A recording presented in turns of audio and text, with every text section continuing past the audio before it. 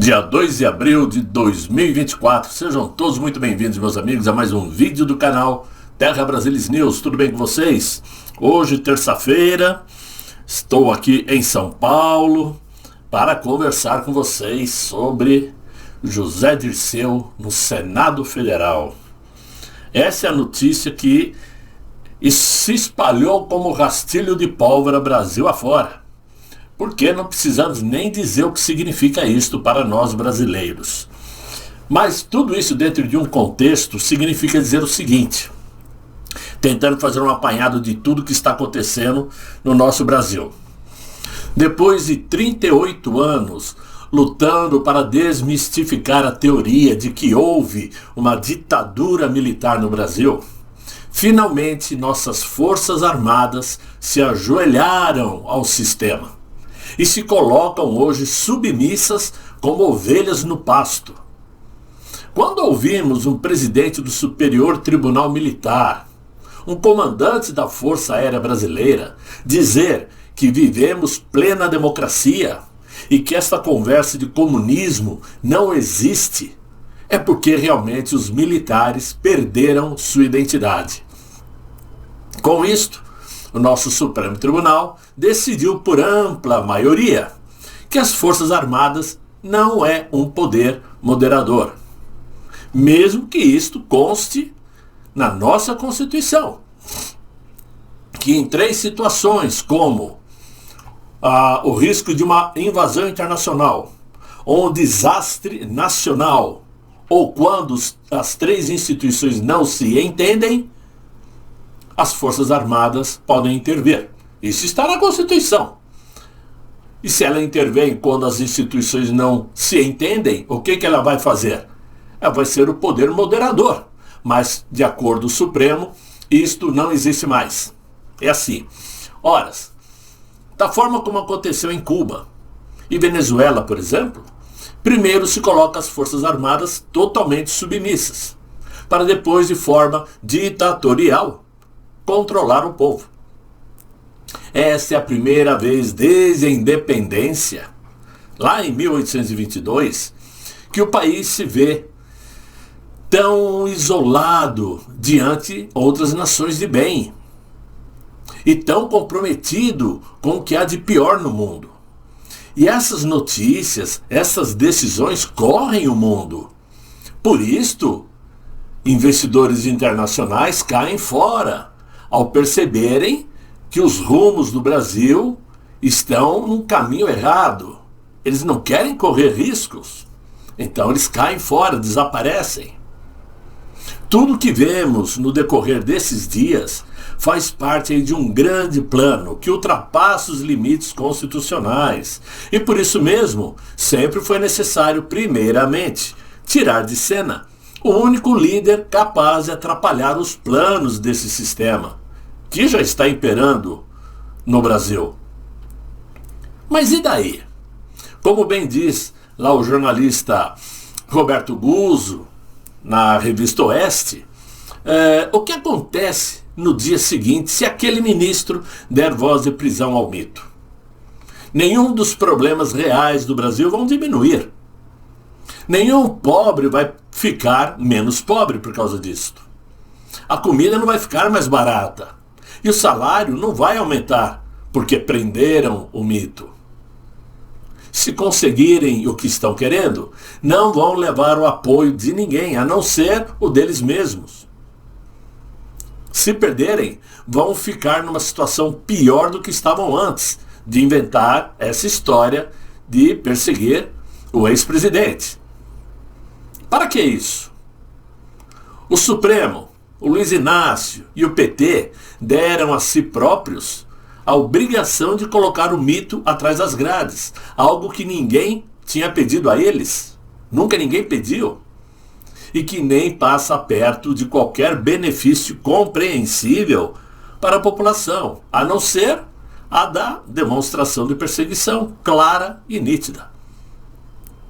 Verdade é, meus amigos, que nesse Brasil desvairado só se vê anarquias sociais, políticas, a contragosto da grande maioria da população, que somente sonhava com uma vida digna, tranquila, dentro dos parâmetros dos valores conservadores, mesmo sabendo de uma grande gama de pessoas que gosta do progressismo, que gosta dessa liberdade misturada com libertinagem. Eles acreditam que isto os levará à felicidade. Lei do engano, pois depois da terra arrasada, não haverá quem conserte o estrago.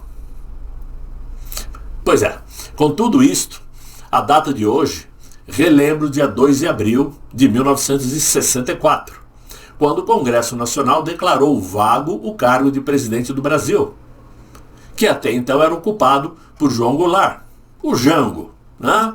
Que acabou sendo deposto pelo regime militar. Mas eis que, de repente, o nosso Senado, presidido pelo Rodrigo Pacheco, resolveu convidar para celebrar a tal democracia ninguém mais, ninguém menos que José Dirceu, o símbolo da democracia para eles, que retornou ao Congresso Nacional depois de quase 19 anos da cassação de seu mandato, né? Durante aquele escândalo pouco conhecido, né? Que é o Mensalão em 2005. O Mensalão que, olha, mostrou as entranhas da corrupção no Brasil. De forma esnobe, Dirceu disse que não pensava em aceitar o convite, mas aceitou voltar ao Congresso Nacional porque acreditava que João Goulart merecia a presença dele nesse dia. E falou isso se dirigindo a Maria Tereza Goulart, esposa de Jango, que estava presente.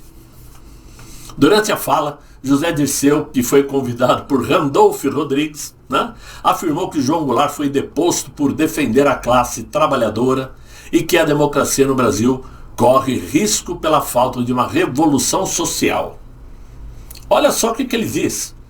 Para consolidar a democracia no Brasil, o nosso papel é fazer uma revolução social, desconcentrar a renda, a riqueza e a propriedade.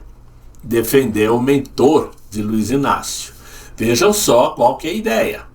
Desconcentrar renda significa o quê? Será a renda de quem trabalha e produz para dar a quem não faz nada.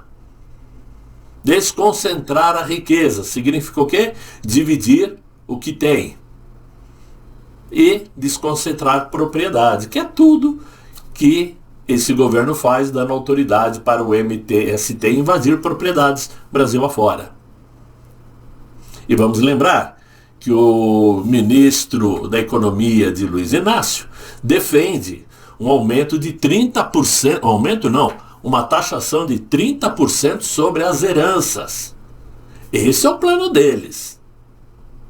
Segundo a esquerda brasileira, a conspiração em curso contra o governo de João Goulart naquela época foi resultado do temor de grupos conservadores com a ascensão dos movimentos sociais, como os movimentos dos camponeses, operários e estudantes. Segundo eles, Jango tinha visões progressistas, preocupava-se com problemas dos pobres e se comunicava muito bem. Só que essa mesma esquerda não cita aos desavisados que João Goulart, em 1961, por exemplo, visitou a China de Mao Tse-tung, devido à simpatia que ele sentia pelo governo chinês. Para quem não se lembra, Mao Tse-tung, Mao Tse-dung, né, que se fala, mas Mao Tse-tung foi um rolo compressor sobre o seu próprio povo. Ele massacrava o povo chinês. Foi o ditador mais cruel da China. E por isso ninguém se arriscava a criticar o governo chinês. Mas João Goulart gostava dele, se dava bem com ele. É inacreditável que em pleno século XXI, em um país que sempre foi próspero como o nosso, tenhamos que assistir calados o retrocesso político que eles chamam de democracia. Que tenhamos que aceitar o estabelecimento de políticas ultrapassadas que, a continuar nesse ritmo, nos levará ao fracasso, como aconteceu com Cuba, por exemplo. Segundo analistas, esses de esquerda, José Dirceu trabalha nos bastidores com o Supremo Tribunal para conseguir anular ainda alguns processos remanescentes contra ele, para poder recuperar seus direitos políticos e concorrer ainda em 2026 para deputado federal por São Paulo. Muitos parlamentares reagiram fortemente à presença de José Dirceu lá no Senado Federal, e um deles foi o senador Magno Malta, que considerou a presença do mensaleiro um deboche, uma verdadeira casa da mãe Joana no Congresso. Como sempre falei, diz Magno Malta, não temos um presidente, se referindo ao Senado Federal. Uma ditadura do proletariado já foi implantado. Estamos vendo o aumento do desemprego, empresas quebrando, o capital estrangeiro se retirando e uma total negligência com a Amazônia e os Yanomamis, que tanto falavam quando o presidente era outro. Enquanto isto, alguns se deleitam nababescamente num país de miseráveis com uma justiça dominante e dominada. Eles estão de volta. Ou Pacheco acorda ou será acordado por quem manda, o povo. Mas é isso. Entre tantas aberrações que estão ocorrendo no Brasil, nada mais nos espanta.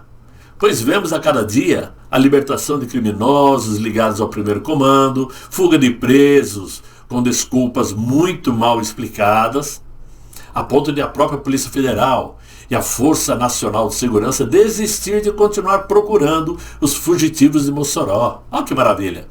E agora, tendo que assistir um camarada que foi condenado a mais de 30 anos de prisão e perdoado pela Corte Maior, vir a discursar sobre democracia no Senado Federal.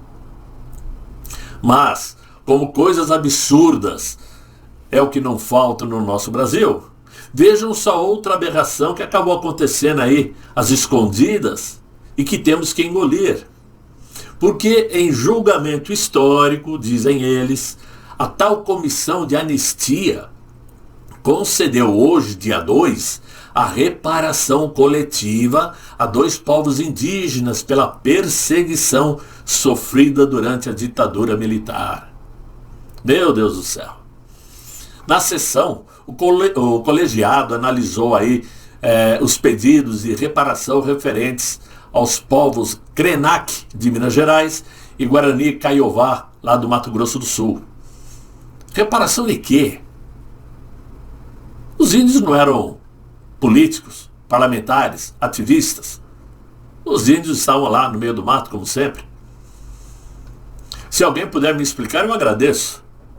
Mas a palhaçada é tanta que, além de reconhecer que os grupos foram vítimas do regime militar, o colegiado pediu desculpas em nome do Estado brasileiro. Veja só que ridículo. Ajoelhada, a presidente da comissão, uma tal de Enéia Tus de Almeida, proferiu o seguinte pedido: eu quero, nesse gesto, reconhecer o direito do povo Guarani Kaiowá à terra, o direito a ser respeitado, e peço perdão em nome do Brasil por tudo que tem acontecido nos últimos 500 anos. Segundo aí o tal do Leonardo Zin, que é o relator do caso, a mera existência dos grupos indígenas representava empecilho ao plano de desenvolvimento idealizado pela ditadura militar implantada no Brasil em 1964. Nesse sentido, eles sofreram perseguição. Como reparação, a Comissão da Verdade então fará uma recomendação à FUNAI para que encaminhe o processo de demarcação de terras aos 2 grupos indígenas. Adivinha se não tem alguma ONG que vai tomar conta dessas demarcações?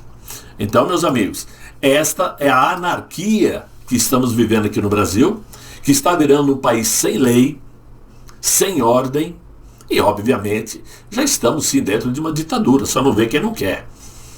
Só não acredita nisso quem é muito sonhador. E olha que eu sempre fui uma pessoa para lá de otimista. Porque eu acredito nos valores conservadores. Eu acredito nas nossas pautas conservadoras. Temos uma liderança, sim, que por mais que seja perseguido, continua firme e em pé, enfrentando a tudo e a todos.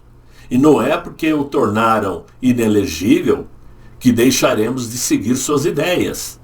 Porque até que se prove o contrário, não houve, desde o final do regime militar, nenhum presidente civil que tenha se conectado de maneira tão forte com nossas causas conservadoras como Jair Messias Bolsonaro. É isso que eu tinha para vocês nesse vídeo de hoje. Lamentavelmente são notícias que não nos agradam, mas é a realidade do Brasil. Eu sempre digo que a única forma de podermos nos manter em pé e lutando é estando cientes da realidade. Não adianta taparmos o sol com a peneira acreditando que está tudo uma maravilha e lutar dessa forma, porque aí nós seremos pegos de surpresa. Então é sempre bom estar ciente do que acontece no Brasil. De qualquer forma, é o vídeo que eu tinha para vocês. Espero que vocês tenham gostado. Peguem o link do vídeo, mandem para seus amigos me acompanharem também. Se inscrevam no canal. Deem uma força ao Terra Brasilis também, que, afinal de contas, a gente luta para trazer informação. Né? E isso é importante para todos. Desejo a vocês um excelente fim de noite, muito bom descanso e até amanhã, se Deus quiser. Ele há de querer. Fiquem bem, fiquem com Deus. Tchau, tchau.